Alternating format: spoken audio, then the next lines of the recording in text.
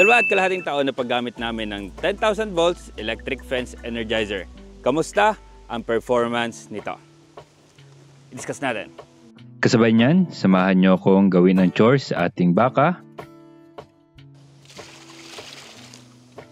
at mga native pigs. Okay, pakainin natin. Oh, tubig muna. Oh, pigs.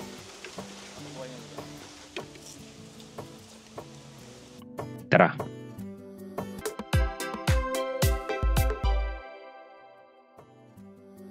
Magsisimula na sana ako mag-shoot ng vlog kaso Jan B, yung kanyang tali ay nabudol. Meron naman siya sa ilong. Doon natin siya hulihan. Tara, nandun siya.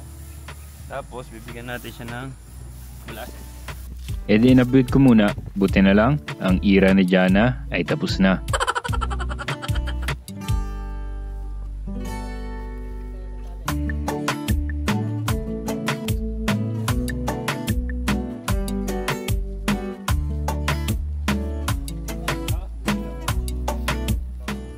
Kainaan nito ay molasses. Sabay na kang ganito, lalapit sa'yo.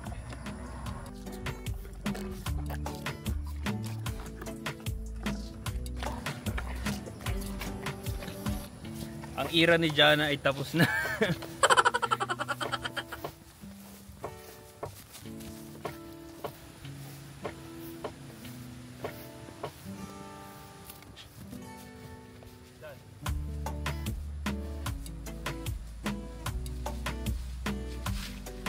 Kala namin nag-on hit na siya kaya siya na nakawala. Yung pala naman ay talagang paputol na yung kanyang tali.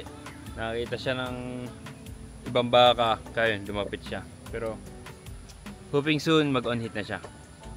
Okay, so ito energizer na to, itong dilaw na to. Ito yung pinakauna nating energizer, di ba? Nabili ko ito August 17, 2022 sa halagang 11,970 pesos. Kasama na ang shipping and some accessory at yung mga DIY natin ng mga poste. Nasa 15,000 din ang setup. Kamusta na ito? After 2.5 taon. Pero kung makikita nyo, si Jan B, nakapaltak kasi siya. Bakit siya nakapaltak? Kasi yung isa nating energizer, yung pang ating native pig, nasira kasi siya. So hindi natin magamit. Mas makulit yung ating mga native pigs. Kaya yung dilaw, doon muna natin nilagay. Pero kung bakit yan nasira, i-discuss ko sa inyo mamaya. Pero focus muna tayo kay Jan B. Gawin natin yung chores dito. Ilipat lang natin sa next spot kasi hindi na tayo nag-fence ngayon. Kasi pag tayo ay nag-fence nang wala siyang energizer, magiging impression niya sa fence ay wala lang. So hindi dapat natin hayaan na siya ay nasa loob ng electric fence na walang energizer. Kasi next time na kahit may energizer, hindi niya ire-respeto itong energizer na ito. Sipaltak lang natin yan dito. Yan. So yan. So nagpasaway kanina si Jan B. Yan. Bibili na lang tayo mortigon. Painumin natin siya.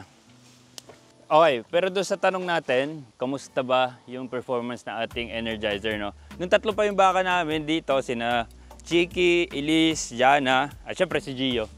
Namiss namin yung mga alaga natin na yan. Namiss mo ba, Jayman, sila? Oo naman. So nami-miss natin sila pero wala na sila. And doon sa 2 years na yon, isang palit lang kami ng battery dyan sa energizer na yan. Kaya goods na goods yung performance ng energizer na ito. Pero yung naging purpose ng ating energizer, which is to manage yung pasture natin, i-maximize yung mga damo natin dito, hindi siya mag-over or under forage, na-achieve natin yon. Kaya yung ating pasture dito sa farm ay magandang maganda. Kung mapapansin nyo, maraming damo na makakain si Jan B, ang ating mga manok at ating kambing. Bigyan natin ng tubig.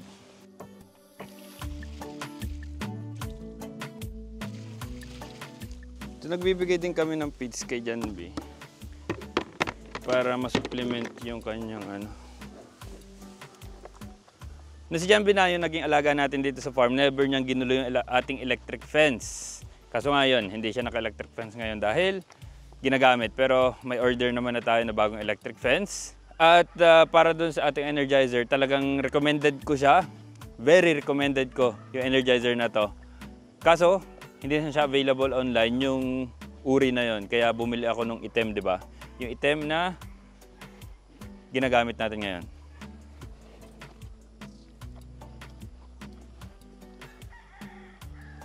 Yun yung disadvantage nitong nakatali, no? Tingnan nyo, itong area na yon.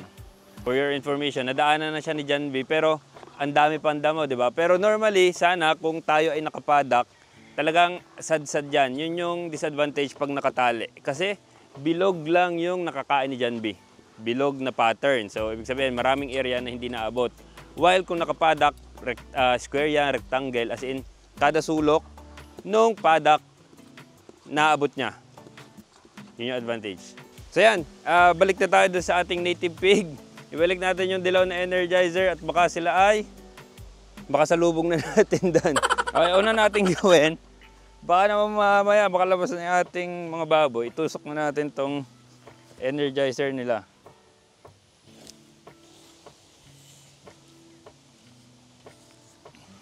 Ito yung ginagamit natin kasi yan ay napakahaba. 2 tao ang haba niyan. Sa ganun ay maabot yung kabuuan ng padak ng baboy kasi medyo malayo. Turn on. It should be. So itong Energizer natin dito, original sa ating baboy, nabili ko ito nung May 29, 2024 sa halagang 8,374 pesos kasama na ang shipping. Wala pang 1 year, sira na. Pero may caveat. Ito kasi ay nakapwesto dito sa ating native pigs. So ano bang ibig ko sabihin? Na may consideration na nandito ito sa ating native pigs. So gawin muna natin yung chores sa ating native pigs. Ito yung mga native pigs, sunod na sunod. Samantalang nung una, muntik na mawala. Pag wala kami dalang Energizer, nitetest namin yung ating fence kung may ano siya sa pamamagitan ng paglalapat ng itak. Yun o. Hindi ko sure kung nakita pero naramdaman ko siya. Medyo mahina naman na siya pero alam ko na dumadalo yung ating electric fence. Okay. Para sa chores natin, lilibutin lang natin yung buong paddock para makita kung walang nakalapat dito sa kanilang mga fence. Kasi, di ba mahilig umbang ang baboy. Inuumbang nila yan at ang taas ng tsansa na may lumapat dito. So, isa yon sa consideration kung bakit nasabi ko na may factor na sa native pig nakapwesto itong Energizer. Kasi sobrang baba nitong ating fence, di ba? So, ang taas din ng tsansa na lumapat-lapat itong ating fence. So, yung mga ganito, may mga dahon na ganyan. Kailangan natin siyang alisin. Yan. At itong mga ganito na possible lumapat. So katulad dito mga ganito. Tapos ito nakalapat siya. Ito nakalapat siya. Hindi natin alam kung kailan pa siya nakalapat. Pero halimbawa na-check ito ng chores kahapon mga 2 or 3 PM. Ibig sabihin kung 2 or 3 PM siya huling na-check, pagpalagay na 4 PM siya lumapat, ibig sabihin ay halos 16 hours na may nakalapat na ganito na nagkukonsume ng battery. So yun yung factor kung bakit mabilis maubos. Sa wala pang 1 year namin na ginagamit yung itim na Energizer dito sa ating native pig, nakagamit na agad kami ng 2 battery. So pangatlo, yung binili ngayon na akala namin nga ay lobat ulit yung battery. Yung pala ay hindi.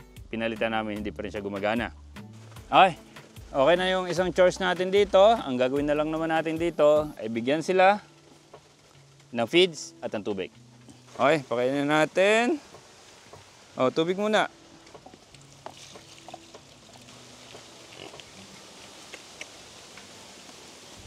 Feeds.